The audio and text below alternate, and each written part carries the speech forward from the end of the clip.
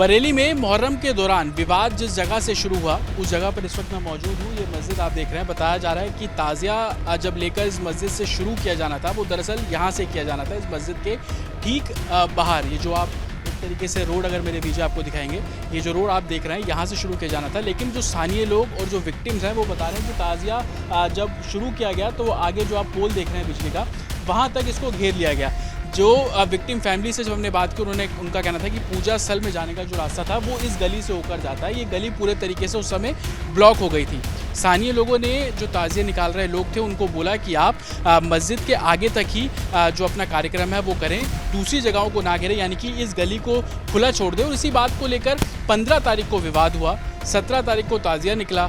जो लोग यहाँ पर बता रहे हैं कि 18 तारीख को एक मीटिंग बुलाई गई, भारी लोगों को यहाँ पर बुलाया गया और उसके बाद 19 तारीख को जो हंगामा है वो इसी जगह से शुरू किया गया। आप ये लाइन से मेरे बीच अगर आप घर देखेंगे तो जो लोगों का कहना है कि भीड़ इसी लाइन पे पहुंची और जो पथराव है वो यहाँ पर करना शुरू कर दिया था। इसी जगह को लेकर पूरा विवाद हुआ था। यहीं से हुआ है, यहीं से हुआ है। कहाँ अमूमन यहीं पर ही रख के वो ताज़िया प्रोग्राम शुरू करते थे। हाँ, ताजिया यहाँ शुरू किया करते थे, लेकिन उस बार उन्होंने वहाँ रख दिया। मतलब उस खंबे के पास। हाँ, कम से कम 30 फीट आगे। इसी को लेकर लोगों ने नाराजगी जताई। जी जी जी, इसी को। पूरी ब्लॉक हो गई थी। हाँ, उसमें बिल्कुल बंद थी।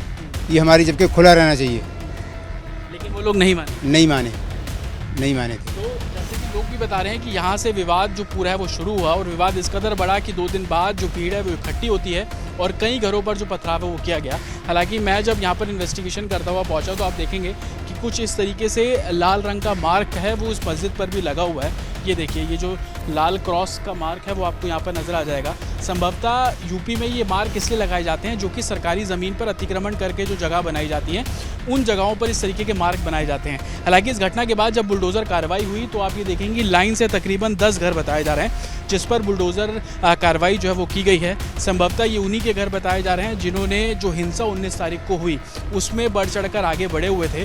और प्रशासन का साफ तौर पर कहना है कि ये जो घर आप देख रहे हैं जो कि अब बुलडोज़र जब यहाँ पर चला तो ये घर जो है वो कहीं ना कहीं सरकारी ज़मीन पर बने हुए हैं। आप देखेंगे कि पीछे जो घर है, जो दरवाज़ा खुला हुआ है, वो जगह एक तरीके से लीगल है, लेकिन उसके आगे जितना भी स्ट्रक्चर लोगों ने बनाया हुआ था उस सभी पर बुलडोज़र जो है वो चला है। आप ये देखिए, जैसे जैसे हम आगे बढ़ते जाएंगे तो ये तमाम बुलडोज़र की जो कार्रवाई है वो एडमिनिस्ट्रेशन द्वारा यहाँ पर की गई है। और लाइन से ये 10 घर बताए जा रहे हैं और जगह जगह आप इस तरीके का जो मलबा है वो पड़ा हुआ साफ तौर पर नज़र आ जाएगा। हालांकि लोगों का भी कहना है कि अगर इस तरीके से हुड़दंग होगा, इस तरीके से अगर लॉ एंड ऑर्डर पर खतरा होगा तो कहीं ना कहीं बुलडोज़र कार्रवाई करना ज़रूरी है। और यही वजह है कि लाइन से ये वो लोग हैं जिन्होंने हंगामा भी किया और जब जांच शुरू की गई एडमिनिस्ट्रेशन ने तो पता लगा कि एक तरीके से सरकारी ज़मीन पर जो घर है वो साफ तौर पर बने हुए थे। और आप अगर यहाँ से देखेंगे तो बाकायदा कमरे यहाँ पर आपको बने हुए नज़र आ जाएंगे। एक ऊपर जाने के लिए जो सीढ़ियाँ हैं वो आपको यहाँ पर नज़र आ जाएगी। इस घर में आप अगर देखेंगे तो आपको टीवी भी साफ तौर पर नज़र आ जाएगा। तो अतिक्रमण और जिस तरीके से लॉ एंड ऑर्डर सिचुएशन को देखते हुए जो कार्रवाई है वो एडमिनिस्ट्रेशन ने इस पूरे मामले में की है। और आप देखेंगे कि पुलिस बल अभी भी यहाँ पर तैनात किया गया है और हिंसा के बाद से कई लोग फरार हैं। तो आप देखेंगे आसपास के जो घर हैं उनके दरवाजे तो खुले हुए हैं लेकिन घरों के अंदर कोई भी मौजूद नहीं है। एसएसपी बरेली का भी साफ तौर पर कहना है कि इस पूरे मामले में प्रशासन ने सख्ती से कार्रवाई की। एनकाउंटर में भी कुछ लोगों को, इस पूरे इंसिडेंट में शामिल लोगों को गिरफ्तार किया गया। साथ ही आपको बता दें कि 35 गिरफ्तारियां अभी तक इस पूरे मामले में की जा चुकी है।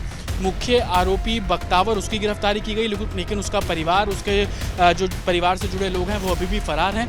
उनकी धरपकड़ के लिए प्रशासन कार्रवाई कर रहा है। लेकिन स्थानीय लोगों का साफ तौर पर कहना है कि जिस तरीके से ये पूरा वाकया हुआ, ये पूरा इंसिडेंट हुआ, उस इंसिडेंट को देखते हुए एडमिनिस्ट्रेशन ने कार्रवाई की। उन लोगों के घरों पर बुलडोज़र चलाया गया जो कि 19 तारीख को हिंसा में शामिल थे, जिन्होंने तोड़फोड़ की। और जब जांच की तो पता लगा जिस घर पे बुलडोज़र चला वो सरकारी ज़मीन पर भी बना हुआ था।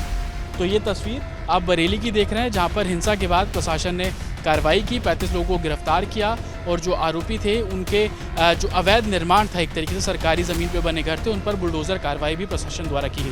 विजय संजीव के साथ अतुल शर्मा, रिपब्लिक भारत, बरेली। बरेली में मुहर्रम के दौरान विवाद जिस जगह से शुरू हुआ उस जगह पर इस वक्त मैं मौजूद हूँ। ये मस्जिद आप देख रहे हैं। बताया जा रहा है कि ताज़िया जब लेकर इस मस्जिद से शुरू किया जाना था वो दरअसल यहाँ से किया जाना था, इस मस्जिद के ठीक बाहर। ये जो आप तरीके से रोड अगर मेरे पीछे आपको दिखाएंगे, ये जो रोड आप देख रहे हैं यहाँ से शुरू किया जाना था। लेकिन जो स्थानीय लोग और जो विक्टिम्स हैं वो बता रहे हैं कि ताज़िया जब शुरू किया गया तो आगे जो आप पोल देख रहे हैं बिजली का, वहाँ तक इसको घेर लिया गया।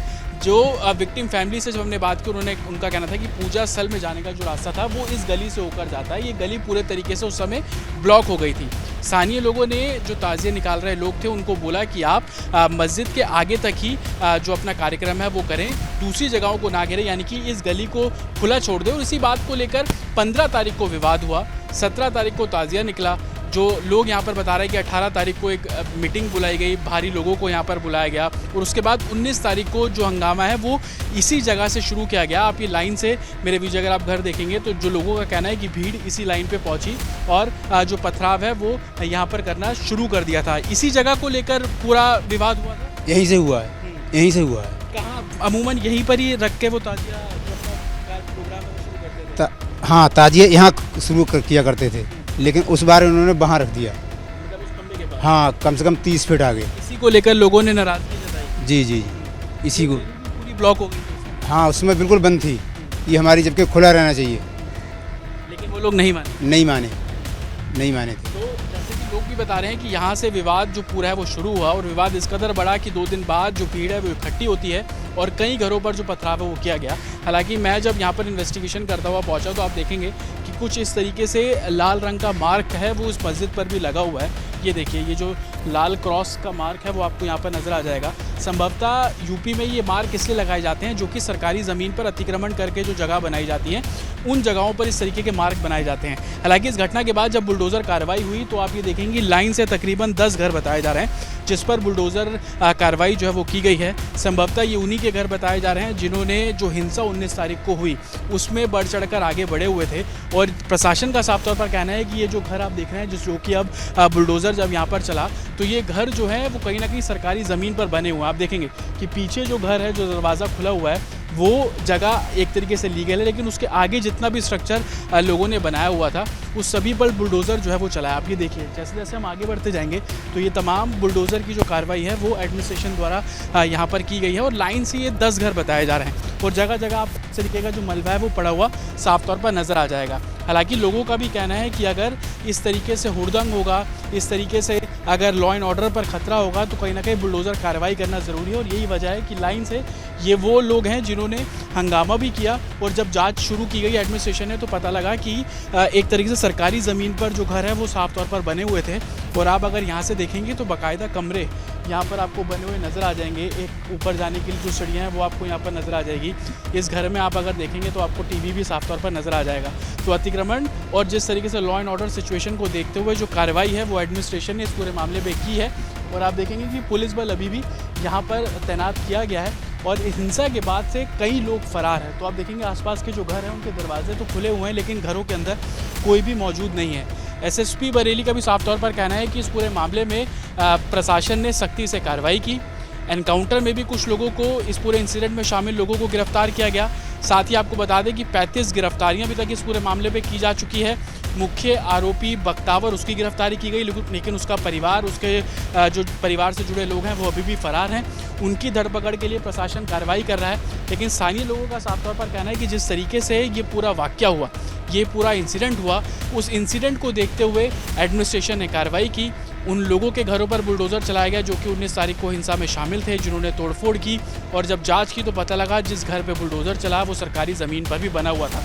तो ये तस्वीर आप बरेली की देख रहे हैं जहाँ पर हिंसा के बाद प्रशासन ने कार्रवाई की, 35 लोगों को गिरफ्तार किया और जो आरोपी थे उनके जो अवैध निर्माण था, एक तरीके से सरकारी ज़मीन पर बने घर थे, उन पर बुलडोज़र कार्रवाई भी प्रशासन द्वारा की गई। विजय संजीव के साथ अतुल शर्मा, रिपब्लिक भारत, बरेली।